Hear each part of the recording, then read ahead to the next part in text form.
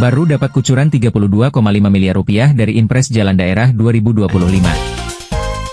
Kabupaten Baru kembali menorehkan capaian membanggakan di bawah kepemimpinan Bupati Andi Ina Kartikasari dan Wakil Bupati Abustan Andi Bintang.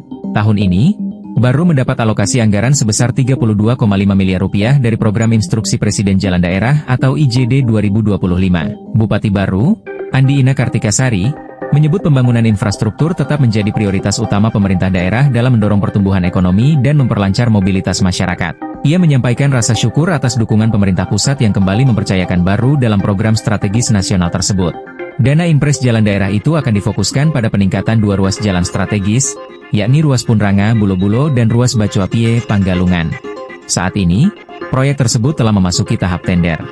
PLT Kepala Dinas PUPR Baru, Indrajaya Ajamro, menjelaskan bahwa anggaran 32,5 miliar rupiah itu merupakan hasil kerja keras pemerintah daerah yang intens menjalin koordinasi dengan kementerian terkait. Ia berharap peningkatan 2 ruas jalan itu dapat memperlancar konektivitas antar wilayah serta mendukung aktivitas ekonomi masyarakat Baru. Demikian, IGA Radio mengabarkan.